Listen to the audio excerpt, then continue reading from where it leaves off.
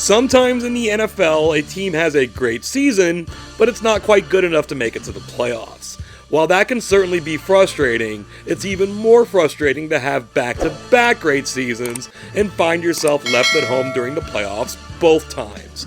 Several teams have found themselves in that boat, and today we're going to count down the best 2-year stretches by NFL teams that resulted in 0 playoff appearances. And as we always do, we will be using C-Score to make these determinations. C-Score is a metric created by this channel to evaluate every single NFL team during the Super Bowl era beyond the mere simplicity of its record. For a deeper explanation of C-Score, be sure to check out the description of this video. To make this list, we simply took the combined C-Score of the 2 seasons in question, and as we did in our video of the best single-season teams to miss the playoffs, we will be operating this list from 1978 and onward, where the NFL introduced multiple wildcard teams from each conference for the first time. In that same vein, we want to shout out some of the teams from before that time who weren't eligible for today's countdown. There is a hybrid team here, so to speak, in the San Diego Chargers from 1977 and 1978, crossing over from the one wildcard era. They would have ranked 6th if they were included. There is only one rule to make it onto this list: every team must have a positive C-score for both seasons. That only left out the 2003 and 2004 Buffalo Bills. While the 2004 squad was excellent, as we covered in the single season video, the 03 squad fell into the negatives and will not be included today. Thank you for kicking it with us. We are ready to get this thing started. We begin with the New York Jets from 1999 and 2000 at number 10. In 99, they appeared strictly average, but a tough strength of schedule gave them a 5.737 C-score. They appeared strictly average once again in 2000, but an even harder strength of schedule got them to a 7.256 C-score.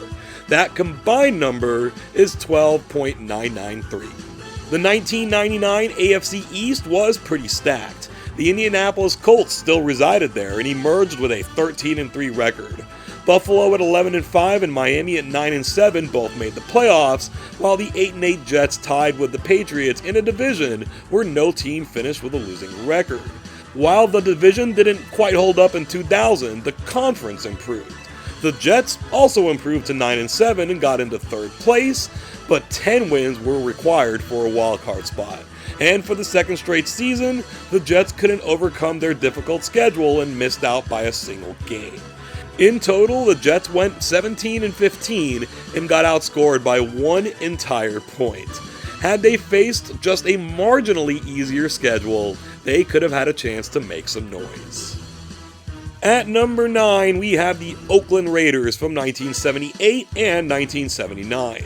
Their 78 C-score was 6.216.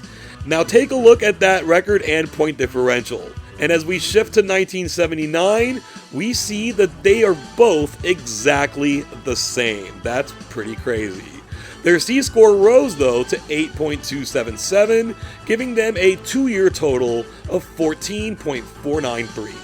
The reigning AFC champion Denver Broncos retained their place atop the AFC West in 1978, and in a division with 2 other 9-7 teams, and in a conference where the Miami Dolphins made a comeback and the Houston Oilers escaped the wilderness, the Raiders were left out of the playoffs by 1 game. The San Diego Chargers leapt to the top of the division in 1979, but the Broncos were still good enough for 2nd place and a wildcard spot. The Oilers also held their spot, and with the West still maintaining its strength, the Raiders met the exact same fate as they generated the exact same output. Oakland went 18-14 with a positive point differential of plus 56. This was a sign of better times as they won the Super Bowl the very next season. We move forward a couple of decades but stick with the AFC West. The 1999-2000 Kansas City Chiefs rank at number 8. This was almost entirely driven by their performance in '99 with their 14.896 C-score.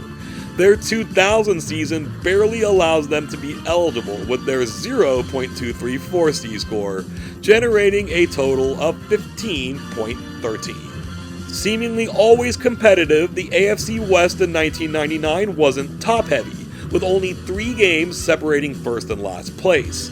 Kansas City tied with Seattle for the division lead at only 9-7, but the Seahawks swept the Chiefs for the title, and 9-7 just wasn't good enough for a wildcard spot.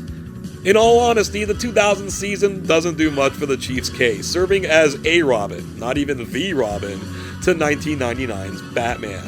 The West was top-heavy this season, and KC was well out of a playoff spot, but they did manage a positive point differential of 1 whole point. The Chiefs were a .500 team against 2 seasons of difficult schedules, outscoring their foes by 69 points, all with no playoffs to show for it.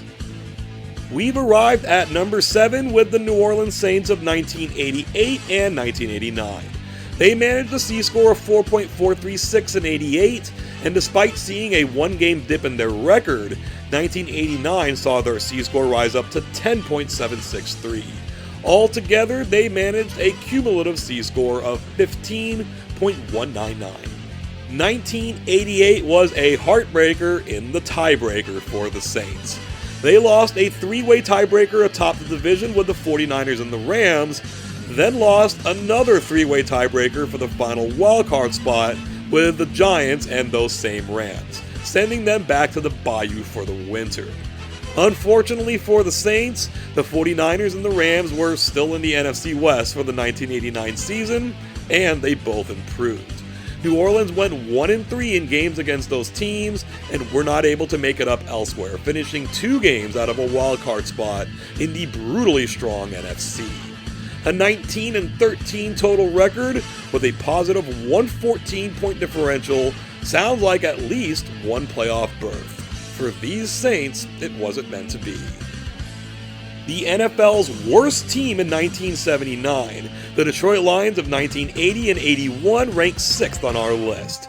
They got up to a 4.72 C-score in 1980, before taking quite a leap in 1981 to 11.303, despite also seeing a 1-game dip in their record. They barely clear 16 total points, coming in at 16.023. The combination of being the league's worst team the season before and playing in the league's weakest division gave Detroit 1980's easiest schedule. They rode that schedule to a tie atop the Central Division standings with the Vikings, who took the title on a tiebreaker. The wildcard spots, however, were well out of reach. The Lions were truly a better team in 1981, and the division remained there for the taking, but the overall road got much harder. They did slip to 8-8, finding themselves a game behind the emergent Buccaneers. They also only missed making it in as a wild card by that same 1 game. Their 17-15 record doesn't look like much on the surface, but more impressive was their point differential of plus 137. It just wasn't enough. Halfway home at number 5 is our first entry from the 21st century, the 2011 and 2012 Chicago Bears. 2011 was purely so-so, lifted by a difficult schedule to a 3.086 C-score. 2012 was the season that got away at 10-6 and a 15.73 C-score. 2012 did the heavy lifting here for Chicago's total score of 18.816. At 8-8 in 2011, the Bears were never truly a threat to make the playoffs, where 10-6 was required for a spot in the NFC. But they still had a fine season, performing at a slightly above average level against the league's 5th hardest schedule. That schedule eased some in 2012 as Chicago stormed out to a 7-1 record behind a stifling defense, looking like legitimate Super Bowl contenders. They did slump to 10-6 and became yet another victim of the Minnesota Vikings in a tiebreaker scenario, leaving an excellent season overall to rot on the sidelines during January. With an 18-14 record and a plus 110 point differential over those 2 seasons against top-notch competition, it remains a shame that the Bears didn't get a shot to show what they could do in the playoffs. If only they could have found their way in. Our 4th ranked team is the Miami Dolphins from 2002 and 2003. The 0-2 team was top 12 across the board, totaling a C-score of 13.347. Their record improved in 2003, but they did see a dip to 8.614 in C-score. They are the first team here to break the 20-point barrier, getting all the way up to 21.961. The NFL's 2002 realignment didn't affect the AFC East too badly. It actually made it easier by sending the Colts to the South. Miami was the best of the three teams that tied for the top spot in the division, but the Jets won the division on, you guessed it, a tiebreaker. The Dolphins' defense remained powerful in 2003 and added an extra win to their ledger, but the Patriots ran away with the division at 14-2. But once again, the Dolphins couldn't win in a tiebreaker scenario, this time against the Denver Broncos for the AFC's 6th seed. In all, Miami put together a 19-13 record with a plus 127-point differential. The future looked bright, but they would only make 2 playoff appearances over the next 18 years, and still have yet to win a playoff game since 2000. The Seattle Seahawks of 1985 and 1986 slide into the number 3 spot. As members of the AFC West, the 85 squad overachieved their record with an 8.939 C-score, then rose up even higher in 1986 at 14.855. These 2 seasons together give the Seahawks a combined C-score of 23.794. The 85 Seahawks only managed a record of 8-8, 4 games out of the division race and 3 out of the wild card, but they were still in the top half of the league in both scoring and points allowed while facing the league's 4th hardest schedule. Those particular numbers were almost identical in 86, where they nabbed a 10-6 record, but lost a controversial tiebreaker to the Kansas City Chiefs on the basis of their conference record. KC only had to play 2 NFC teams, the 2 worst by the way, and with those extra AFC games, they were 9-5 against Seattle's 7-5. The Seahawks went 18-14 with a plus 119 point differential against the league's toughest schedule over the course of those 2 seasons, and they were even the AFC's highest rated team in C-score for the 86 season, despite missing the playoffs. It's the AFC West again, and it's the Kansas City Chiefs again, this time at number 2 from 2004 and 2005. The 04 C-score of 10.027 sits along their 05 C-score of 16.002, becoming the first team we've seen today to have back-to-back double-digit C-scores for a total of 26.029. The Chiefs were 7-9 in 2004, sure, but they just so happened to be the greatest 7-9 team in NFL history.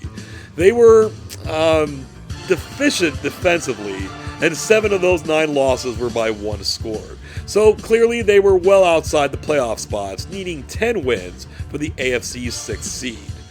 Well, they got those 10 wins the following season in 2005. Where in a stacked AFC, the 6th-seeded Pittsburgh Steelers just went on to win the Super Bowl. The West was particularly powerful, and this season, 11 wins were needed for the playoffs. Unless you were the Patriots, of course. These Chiefs teams were victims of circumstance, being in the wrong place at the wrong time. So 17-15 and a plus 126 point differential still equaled 0 playoff appearances. But in the top spot are the New England Patriots from a somewhat bygone era of 1979 and 1980.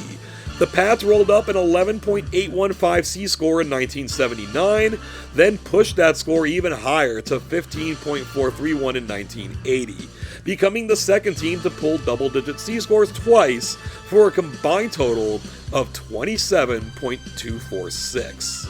In 1979, the Pats were rolling along at 6-2 and 8-4 before a poor end to the season, including a 1-point loss and an overtime loss.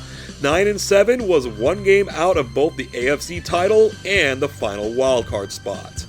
They improved to 10-6 in 1980, but once again found themselves 1 game out of both the division title and a wildcard spot, despite owning the best point differential in the entire conference at plus 116. Over the course of these 2 seasons, the New England Patriots went 19-13, with an astonishing point differential of plus 201. They were more than 6 points better than their opponents on a per-game basis, but they still couldn't find their way into the playoffs. Clearly, they were saving all of their luck for the following century. Looking at the top 10 as a whole, we see that the Chiefs are the only franchise to appear twice.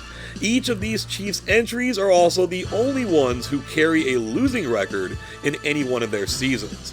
Another interesting Chiefs note, they and the Jets ran parallel to each other, both getting entries in from the 99-2000 period. It was pretty packed in between spots 9 and 6, but there is more than a 1-point separation in C-score between every other slot, not something we're used to seeing. Even more on the Chiefs, 2 of their entries from 1999 and 2005 made it to our video of best single-season teams to miss the playoffs, joining the 2012 Bears and the 1980 Patriots. There are no teams on this list from 2013 and onward, so it might appear that throughout the last decade, teams missing the playoffs in back-to-back seasons are, for the most part, justified in doing so. The closest to making the list are the 2018-2019 Pittsburgh Steelers, finishing within a point of the Jets. Thank you for joining us today and for making it to this point in the video. Do the channel proud by giving us a like, sharing us around, and subscribing. Don't forget to ding that bell to be notified about all future releases. I know we're not the biggest NFL channel out there, but this is an awesome audience, and I do appreciate every last one of you.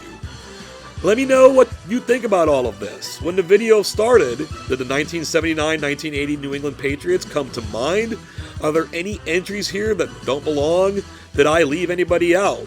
Your thoughts on this or anything else are always welcome, so make good use of that comment section.